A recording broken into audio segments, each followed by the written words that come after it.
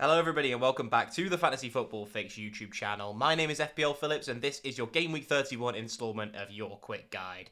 And this is the series where we took a look at the top captain picks, top predicted point scorers and also the upcoming fixtures over the next couple of FPL game weeks to help you with all the decisions regarding your own FPL teams. Let's get into things, shall we? Let's kick things off with the captaincy discussion. And once again, there's going to be a few candidates up for debate this week, which is going to make it an interesting discussion.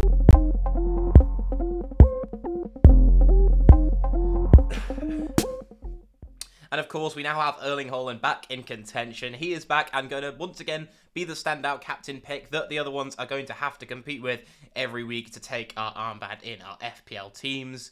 This week, I see two other standout captaincy options really, being Harry Kane and Mohamed Salah as well. They've all got really nice fixtures, as you can see there on the third row when we compare them in our captaincy matrix. But let's run through and have a bit of a comparison about who I think is the best pick for your captain this week. In terms of predicted points, it's 7.3 for Haaland, which is ahead of Kane and Salah on 6.6 and 6.0 respectively. But he is predicted to have the highest live ownership amongst top teams and also in the top 10k. I'm assuming he'll be captained by the overwhelming majority, just simply due to the fact that it's a fit Erling Haaland at home, playing a weak defence really, and then that ultimately means that most people will be captaining him, especially, well, anyone who's bought him in last week. It seems to be that the captain's armband will most likely go Haaland's way. However, what is apparent is that the actual strongest fixture of the three is going to be the Bournemouth fixture that Spurs have at home. With Bournemouth's expected goals conceded, they're on 1.67, indicating a weaker defence, whereas actually Leeds are second weakest on 1.55, and then Leicester actually the strongest of these three defences on 1.47 when we look at the recent defensive form. One thing I would say is that some teams have different attacking data and defensive data away and at home, so when we look on the road, those numbers are a little bit closer together. I don't think there really is too much to split Bournemouth and Leicester. Both is very up in the air at the moment. We've had managerial changes at Leicester that makes the data very skewed in some instances, so you really don't know which Leicester side are going to turn up on the day. What I would say, though, is Manchester City look a much stronger attack than Spurs, as you can see from the expected goals of the teams. 2.12 per 90 for Manchester City compared to 1.34 for Spurs. So, although they might be going up against a slightly weaker defence, they are an overwhelmingly poorer attack than Manchester City are. In terms of expected FPL points of the individual players, Erling Haaland, 7.54 per 90 expected FPL points, blows Harry Kane on 5.93 out of the water, with Mohamed Salah sandwiched between the two on 6.66. With Salah potentially off penalties now, it does kind of urge me away from going for him when the other two options in this matrix are on penalties, and I just think Erling Haaland is going to be the standout option this week. I know it's a little bit boring.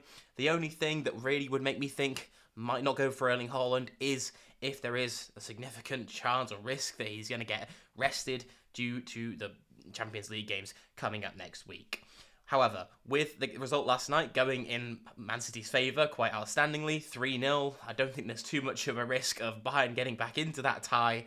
I don't think that Erling Haaland is going to necessarily be rested for that one, or even brought off far too early. We saw what he can do in roughly 70 minutes, the other in Game Week 30. He can do that just as well again in Game Week 31, I'm confident of. If Man City had only scraped it 1-0, or even Bayern had come away with a win there, I might be saying otherwise, but due to last night's Champions League results, I think you can be confident in captaining Erling Haaland this week. But let's have a look at the top 10 predicted point scorers overall. It might include these three in the list, and it is going to be Erling Haaland and Kane up the top of there, but there are some other individuals in the top 10. Kevin De Bruyne on 6.3 and Heung-min Son on 6.2 and some other premium midfield options ahead of Mohamed Salah on 6.0. And then if we look a little bit further down the list, we've got some mid-price midfielders in the form of Mahrez, who was rested in midweek, and then Gabriel Martinelli, who I really like the look of and has been on fire lately. The only problem with Arsenal at the moment really is their fixtures aren't perhaps the kindest run. They don't have any doubles, which I know a lot of people pay excess emphasis to, but Martinelli's shown how even with single game weeks he could be a player in fine form, and sometimes even Trossard is coming on and it's not for Martinelli, so perhaps his minutes aren't at risk as we thought when Trossard initially signed for Arsenal. He's still been getting plenty of game time and looking very dangerous when he's on the pitch. Jack Grealish is another one who we did talk about last week in Eddie versus the Algorithm and actually came away with a really nice haul in Game Week 30. 5.1 net predicted points for him in game week 31 as Man City take on that Leicester side at home. I think he's a really good option to go for right now with the fact that he's actually started 11 consecutive games in the Premier League for Man City. He's really nailing down that left-hand side of the front three, and he's been getting attacking numbers and expected FPL points in particular. I've checked on that using the OptStats tool on the Fantasy Football Fix website that are much improved recently. If you look at the last kind of 3 game weeks compared to the last 7 or 8, his numbers are much improving, and as a result, he's getting more returns in FPL. Bukayo Saka is then there on 5.0, actually below the midfielder who he's priced 2 million more expensive than in his own team in Martinelli, who is 5.1 as we saw earlier, and then Martin Odegaard, the final Arsenal mid, on 6.7, down there on 4.9.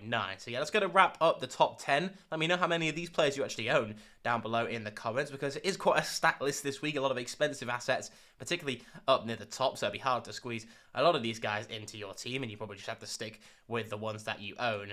But we'll move into having a look finally at the upcoming fixtures for the next couple of game weeks. We obviously have a blank game week coming up in game week 32, and only one blanking team makes it into either of the attacking and defensive fixture difficulty top 5, with Brighton there, as you can see on the right-hand side, 4th for defensive fixture difficulty. We'll start with the attacking fixtures, though, and it's Liverpool who go up top there. Leeds, Nottingham Forest, and then a double game week in the next 4 game weeks is a really nice set of fixtures for them. I think if Mohamed Salah had scored that penalty, even scored the last 2 penalties he's had and missed, a lot more people would be talking about bringing him in for this game week and trying to find a way, even with 2 transfers, maybe even a hit, to bring in the Egyptian king. I still think he's a really good option, don't get me wrong, I wouldn't let the penalties put you off massively. I still think Liverpool can perform really well in these fixtures. It's just a case of finding funds when we're trying to have Haaland and Kane and then potentially trying to add Salah to that. It's hard to bring him in without sacrificing one of the other 2 assets. We've then got Fulham and Bournemouth as 2 of the next teams. Not many options, I think, are standouts in those ones. Dominic Solanke we've seen from Bournemouth. Philip Binning also has looked decent from Bournemouth, but with so many midfield options in FPL right now who look really strong, I think it's hard to bring a midfielder from one of these weaker sides in. Andreas would probably be the other one I'd suggest from Fulham. Vinicius up front for them as well. Could be nice differential options who do look the best assets of the respective teams. Could end up being a nice punt, as we've seen with previous options, but really there are stronger candidates from better performing teams in the league right now. West Ham United are another team with a double in game week 34, and likewise with Fulham, they're a team that have a nice game week 32 fixture and then a double in game week 34, which really does offer the appeal. You could look up front, but Danny Ings and Antonio have kind of been juggling for minutes up there. With midfielders, I think Ben Rama could be an option, but again, someone who's struggled for minutes really. It's hard to nail down the best West Ham asset to own in your FPL at the moment.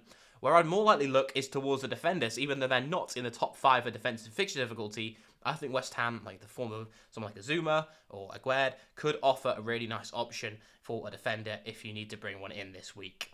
Finally, then we've got Crystal Palace. You could go for someone like an Eze or a Lise. Both of those have looked really strong. Roy Hodgson is actually getting them attacking and getting them looking decent. Perhaps he can unlock the Elise that we saw at Reading down in the Championship and finally see him shine in the Premier League as we did with his 3 assists against Leeds in game week 30. Over on the defensive fixture difficulty, we've got Liverpool again, so Trent and Robbo, we all know who the Liverpool defensive options are if you can afford them. It's just whether we can find the funds to get there, as mentioned, with lots of premiums looking pretty decent at the moment. We've then got Crystal Palace, so Mark Guehi actually scored in game week 30, could look to him as an option from that Crystal Palace back line.